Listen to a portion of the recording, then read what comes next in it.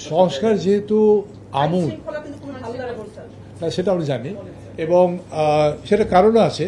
এই কারণে যে সেটা তো কারণটা কি, একটা হলো কজেশন হচ্ছে যে আপনার কথাতে আসি যে আইন শৃঙ্খলার পরিস্থিতি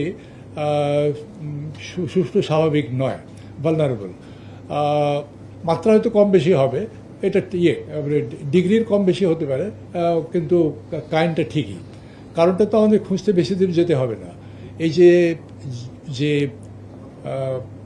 গণ অভ্যুত্থান যেখানে ঘটল, সেখানে আইন শৃঙ্খলা বাহিনীরকে যেভাবে ব্যবহার করা হয়েছে, সেখানে তাদেরকে জনসাধারণের সেবকের পরিবর্তে তার মুখোমুখি দাঁড় করিয়ে দেওয়া হয়েছে।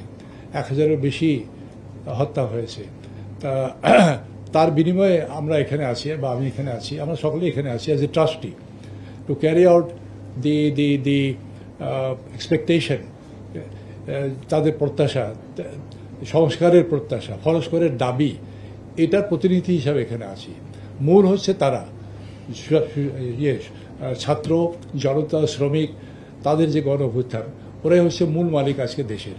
তাদের দাবি হচ্ছে সংস্কার, এবং তারা যেসব জায়গায় দাবি করছে সেই সব জায়গাতেই, সেই সব ক্ষেত্রে তো দেখা যাচ্ছে সর্বক্ষেত্রেই এই সংস্কারের প্রয়োজন। সংস্কার এটি চলমান প্রক্রিয়া। 15-16 বছর হয়তো এটা স্তব্ধ হয়েছিল।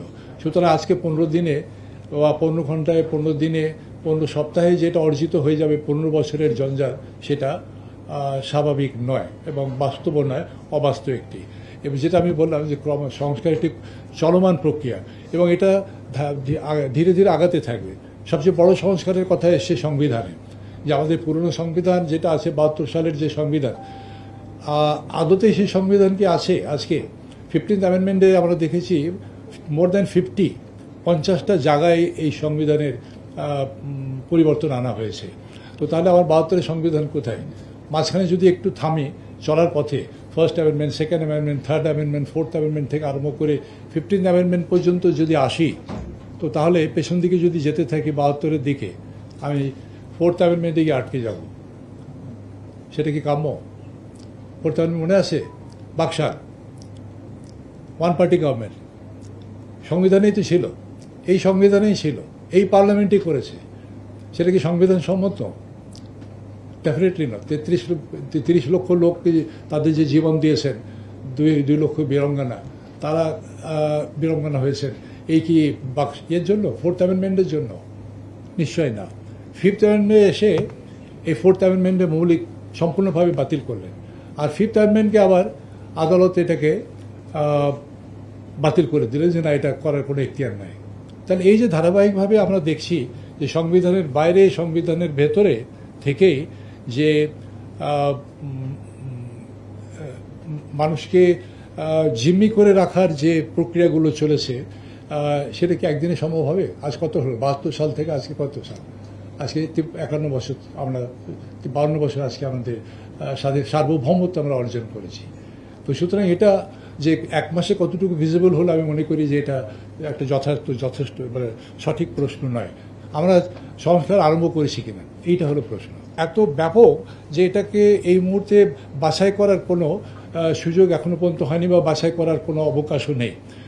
সবই ধরতে হবে। যেমন আলোচনা হচ্ছে, সংবিধান নিয়ে আমাদের আলোচনা হচ্ছে, তারপরে আরও অন্যান্য বিষয়গুলো নিয়ে আলোচনা হচ্ছে, আইনগুলো নিয়ে আলোচনা হচ্ছে, তারপরে রেগুলেশনগুলো নিয়ে আলোচনা হচ্ছে, রেগুলেটরি একটা কমিশন করা যায় কিনা সেটা নিয়ে আলোচনা হচ্ছে।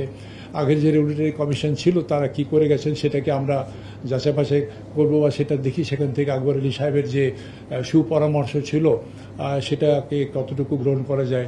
আবার আকবর আলী সাহেবের এই রিপোর্টের পরে কয়েক বছর পার হয়ে গেছে, সেটাকে আবার এখন এর মাঝখানে যে পরিবর্তন, আর সবচেয়ে বড় পরিবর্তন হচ্ছে এই গণ অভ্যুত্থান।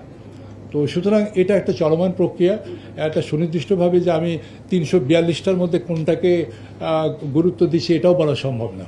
এটা as and when it comes before us, as and when it is taken up, সেইভাবে হবে। এবং সেখানে তোমাদের এই সক্রিয় সহযোগিতা দরকার, যে তোমরাও যেহেতু জনগণের অংশ, একটা বড় অংশ, একটা গুরুত্বপূর্ণ অংশ, তোমরা পয়েন্ট আউট করে দেবে যে এই জায়গাটায় এই সংস্কারটা চোখে পড়ছে না এই জায়গাটা এই সংস্কারটা করার দরকার।